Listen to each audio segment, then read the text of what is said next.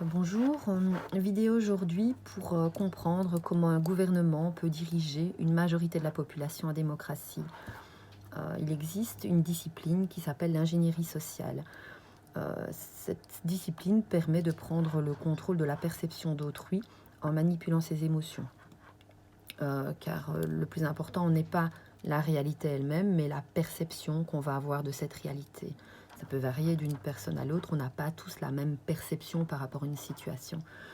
Alors un exemple pour étayer ce que je viens de dire, la saturation des hôpitaux. Vous n'êtes pas sans savoir que le gouvernement a choisi un financement des hôpitaux et il a choisi également de diminuer le nombre de lits de 25% en environ 40 ans. Donc en environ 40 ans, le gouvernement a supprimé des lits d'hôpitaux. Et aujourd'hui, on essaie de nous faire croire que cette saturation des hôpitaux est due à ce coronavirus, mais est aussi due à la non-compliance de certaines personnes d'appliquer ces mesures restrictives comme le port du masque ou le respect du couvre-feu. Alors, cette stratégie s'appelle la stratégie du bouc émissaire. Alors, deuxième chose dont je voudrais vous parler, pour pouvoir diriger cette majorité de la population, il a fallu comprendre comment fonctionnait cette population. Et donc c'est très pratique puisqu'à l'heure actuelle, nous avons des appareils connectés, des ordinateurs, des smartphones, des GPS. Et donc c'est pas très compliqué de savoir qui fait quoi, à quel moment, en fonction de son utilisation, savoir... je sais que je suis allée voir un jour, après une paire de baskets, et ben directement après, j'ai plein de propositions de ces baskets en l'occurrence sur différents sites internet. Et donc il y a un contrôle qui est fait pour étudier et observer quels sont les conditionnements de la population. Alors une des premières étapes pour réussir à prendre le contrôle sur la perception de la réalité, c'est une stratégie qui s'appelle la stratégie du choc. Je ne sais pas si ça vous rappelle quelque chose, mais moi ça m'interpelle un peu. Et donc ce qui est intéressant, c'est d'appliquer des chocs de manière assez méthodique qui vont appeler à la stimulation d'une partie de notre cerveau qui s'appelle le cerveau reptilien. Et donc ce cerveau reptilien est le siège des émotions. Et donc en situation de choc, de stress, c'est ce cerveau reptilien qui va souvent être le premier à réagir. Et nous allons nous retrouver dans un climat de peur, ce qui permet une manipulation beaucoup plus facile de notre perception de la réalité, puisque quand on est dans l'émotion, notre perception est vraiment altérée et ce n'est pas très difficile de contrôler et de manipuler des personnes qui sont dans la peur et dans les émotions. Alors, un autre exemple de choc, c'est on nous a dit que ce Covid était très exceptionnel, c'était vraiment une situation inédite, alors que le taux de mortalité dû au Covid-19 est de 0,27% et que le taux de mortalité de la grippe saisonnière aussi entre 0,3 et 0,5%. Donc le Covid n'a pas un taux de mortalité plus élevé que la grippe de l'année précédente. Alors également, on nous a fait croire que ce virus était très très contagieux, ou il est contagieux, mais il n'est pas plus contagieux que la grippe, et il est même 4 à 9 fois moins contagieux que la varicelle.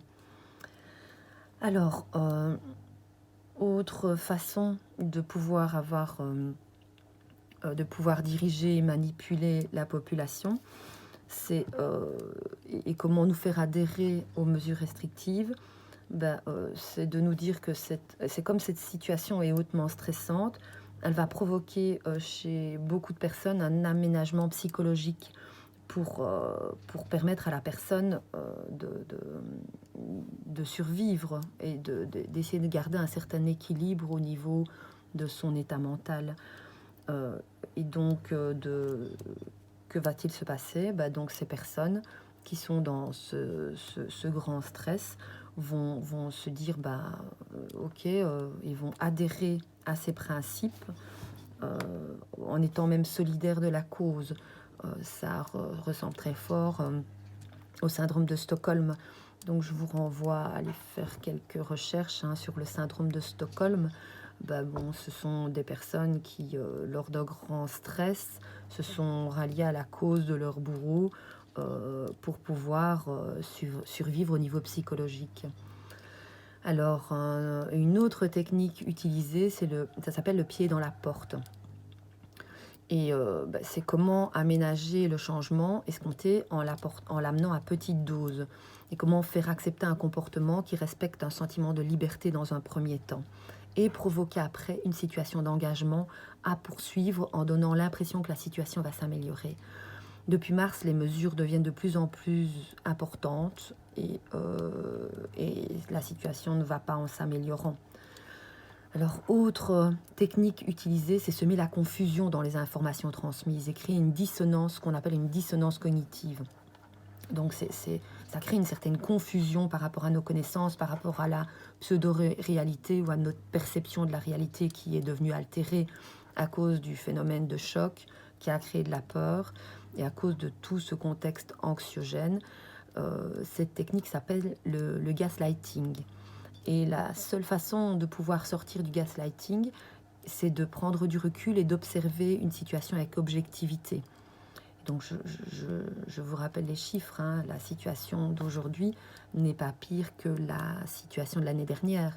Si ce n'est que cette année, on nous a appliqué des mesures liberticides, restrictives, qui n'ont pas lieu d'être par rapport à la situation. Une autre stratégie, c'est la stratégie de l'homme de paille. C'est faire croire que les avis divergents sont des complotistes irresponsables. Mais je vous pose la question, qui sont vraiment les complotistes?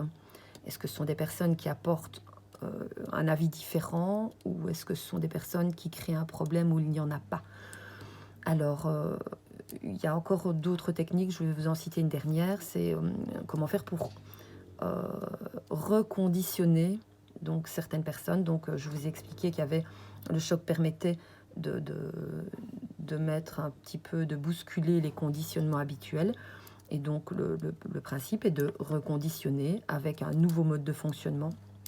Et cette technique s'appelle le conditionnement opérant et c'est Skinner qui a établi ce conditionnement opérant. En appliquant des renforcements positifs, des punitions. Donc c'est très bien, si vous faites ça, c'est très mal, vous risquez une sanction si vous ne faites pas ça. Et donc voilà, tout ça afin de reconditionner la personne avec un nouveau système de perception de la réalité. C'est très difficile de réaliser qu'en fait on est manipulé par ce système. Qu'on est dirigé par des personnes qui prennent le contrôle. Ça pourrait très bien se passer si ces personnes étaient bienveillantes et si leur objectif était sain. Mais là, ça met un certain doute par rapport aux intentions. Donc, en résumé, le Covid, taux de mortalité plus faible que la grippe saisonnière, test PCR pas fiable, mesures restrictives non sanitaires. Donc tout ce qu'on demande aux personnes saines qui ne sont pas malades, ça n'a aucun sens au niveau de la prise en charge en santé publique. Et alors, les nombreux conflits d'intérêts des personnes qui ont pris ces décisions de nous diriger en utilisant notre système de perception de la réalité. Conflit d'intérêts, c'est quoi? Ce sont des personnes qui nous dirigent, qui ont tout intérêt à ce qu'on prenne certaines dispositions parce qu'eux, ils sont impliqués avec différentes sociétés qui peuvent éventuellement leur rapporter de l'argent et qui les met dans une position où les décisions qu'ils prennent manquent cruellement d'objectivité. Donc voilà, je vous propose de méditer sur cette petite vidéo. Elle a été un tout petit peu plus longue que les autres, mais méditer et méditer vraiment, je pense que ça devient important. Au revoir, merci.